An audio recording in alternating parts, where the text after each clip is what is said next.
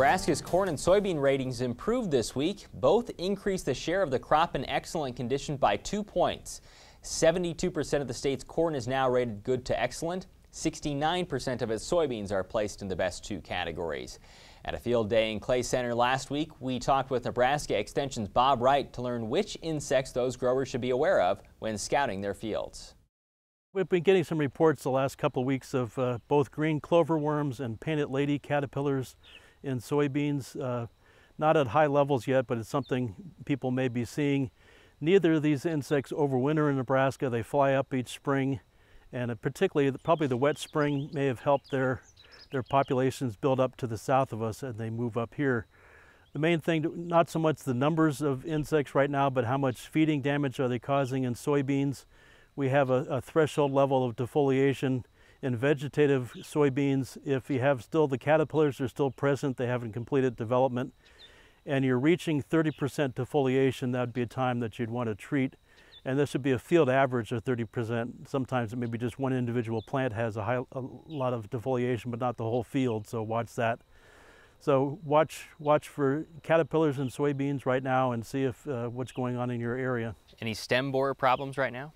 We're just starting to see the Dectes soybean stem borer emerge in central Nebraska this last week. A lot of cases in a corn-soybean rotation, they'll emerge from last year's soybean stubble and find themselves in a cornfield, and it takes them a while to move into the soybean field. We just completed a 2-year study funded by the Soybean Board, and it'll take them a good week or 10 days before they start getting into soybean fields and ready to start laying eggs. And they'll build up in soybeans for a couple of weeks. Some people are trying to treat with insecticides. We don't have any good data from either here or Kansas that helps routinely, but again, it's something to watch your fields and see. In many cases, maybe a border treatment would be something people could do and save some money before they get across the whole field, treat the border where soybeans were last year. Sort of a preventative measure then. Right, if they've had problems before, that'd be the cheapest approach, would be do a border spray before they get across the field. Has bean leaf beetle been a problem? No, not at all.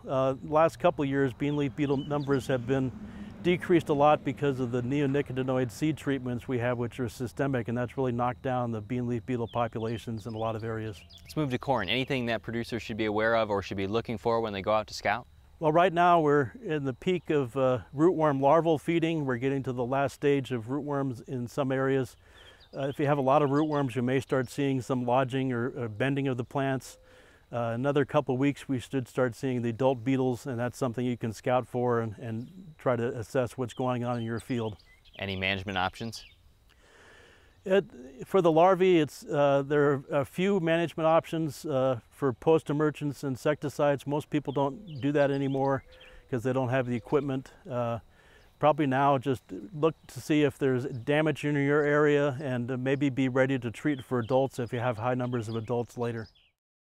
Bob recently authored an article for Crop Watch on caterpillars in soybeans. We'll link to that information on the Market Journal homepage.